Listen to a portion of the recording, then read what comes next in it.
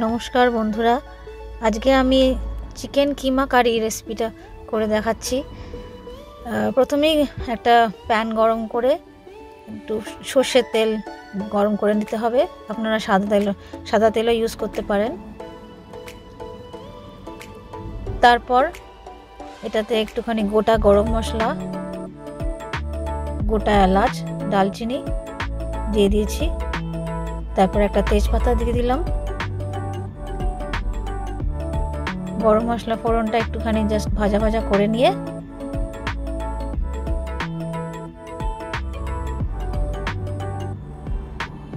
তারপর যখন এই গেঁজা ভাবটা চলে যাবে তখন এটাতে পেঁয়াজ কুচি ছেড়ে দেবো। এই যে তেলটা গরম হয়ে গেছে, এবার পেঁয়াজ কুচিটা ছেড়ে দিচ্ছি। স্লাইস করে কাটা পেঁয়াজ একটু লাল লাল করে ভাজতে হবে।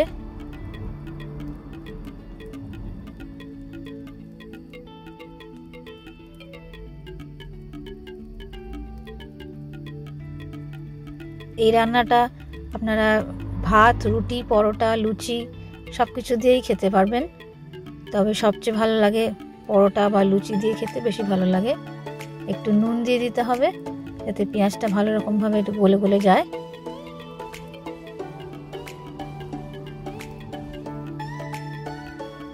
পেঁয়াজটাকে ভালো করে লাল লাল করে ভেজে নিতে হবে।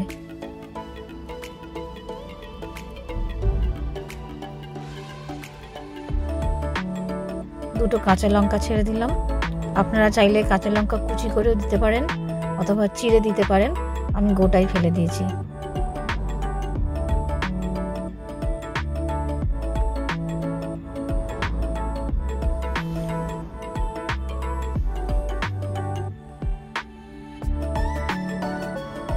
পেঁয়াজটা লাল লাল করে ভাজা হয়ে গেছে অলমোস্ট।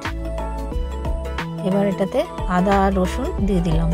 আদা বাটা, রসুন বাটা দিয়ে ভালো করে আবারও ভাজতে হবে।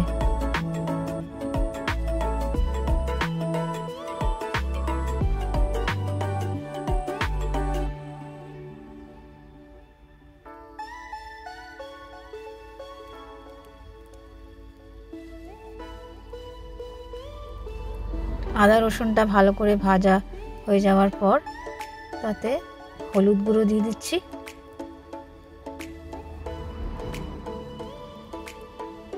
হলুদ গুঁড়োটা একটু ভালো করে মিশিয়ে নিয়ে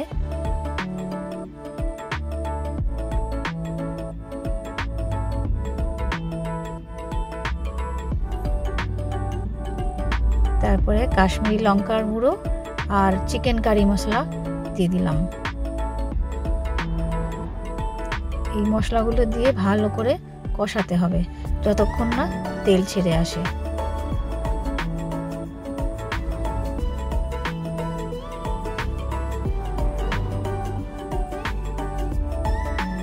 কাশ্মীরি লঙ্কা দিলে রান্নাটার ভালো একটু কালার হয়, অথচ ঝাল হয় না। আপনারা চাইলে এমনি গুঁড়ো লঙ্কাও দিতে পারেন। তারপরে সামান্য একটু চিনি দিয়ে দিচ্ছি। আপনারা চাইলে এটা অ্যাভয়েড করতে পারেন। চিনিটা একটুখানি স্বাদটাকে ব্যালেন্স করার জন্য দিয়েছি।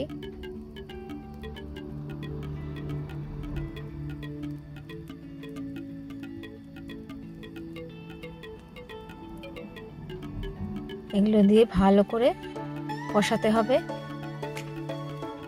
তেল ছেড়ে এসেছে, তারপরে চিকেন কিমাটা দিয়ে দিলাম। চিকেন কিমাটা দিয়ে ভালো করে মশলাটার সাথে মিশিয়ে নিয়ে কষতে হবে। বেশ মিনিট 15 কিন্তু ভালো করে কষাতে হবে চিকেন কিমাটা দিয়ে। যত ভালো করে কষানো হবে তত ভালো টেস্ট হবে।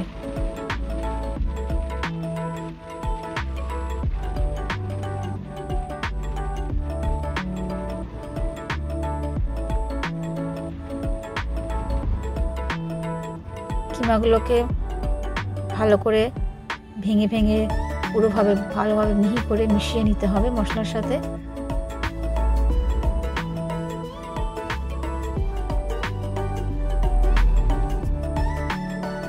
দেখুন অনেকটাই কষে এসছে।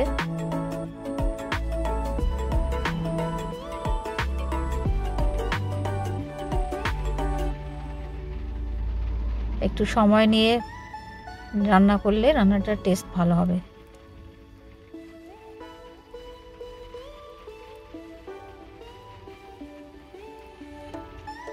অনেকটাই তেল ছেড়ে এসছে এখন।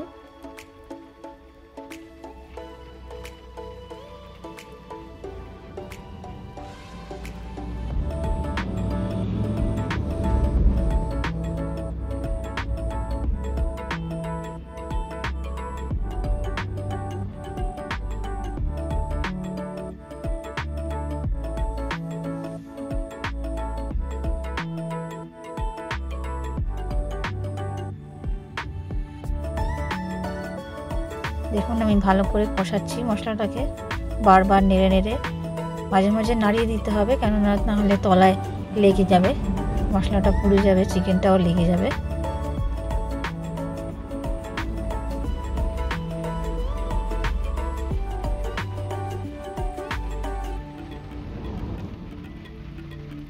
এখন ভালো করে তেল ছেড়ে এসেছে চিকেনটা থেকে।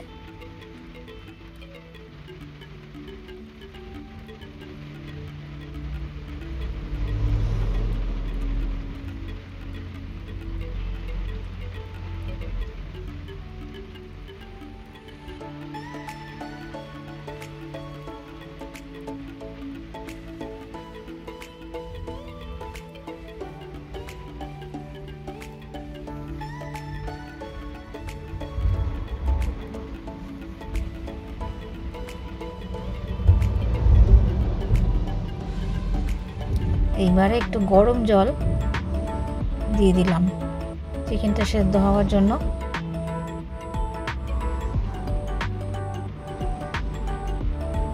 গরম জলটা দিয়ে ভালো করে জলটা মিশিয়ে নিন। যতটা গ্রেভি আপনারা রাখতে চান সেই অনুযায়ী জলটা দেবেন, দিয়ে তারপর ঢাকা দিয়ে দিতে হবে। ঢাকা দিয়ে মিনিট 10 খানেক ভালো করে সেদ্ধ করতে হবে, মাঝে মাঝে একটু নাড়িয়ে নিতে হবে। দেখুন গ্রেভিটা এবার কমে এসেছে, সুন্দর দেখতে হয়েছে, কালারটাও খুব সুন্দর হয়েছে। এর আগে আমি টমেটোটা দিতে ভুলে গেছিলাম, তাই ঢাকা দেওয়ার পরে মনে পড়ার পরে আমি টমেটো অ্যাড করে দিয়েছি। আপনারা কষার সময়ও দিতে পারেন।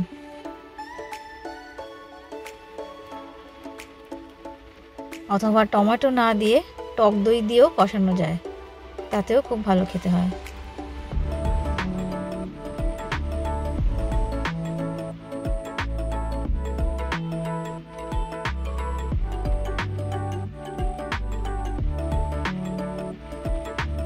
এখন জলটা অনেকটাই কমে এসছে, আমি এটা মাখা মাখা করব।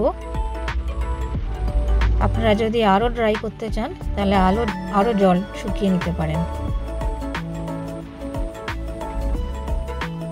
রান্নাটা প্রায় অলমোস্ট কমপ্লিট হয়ে গেছে।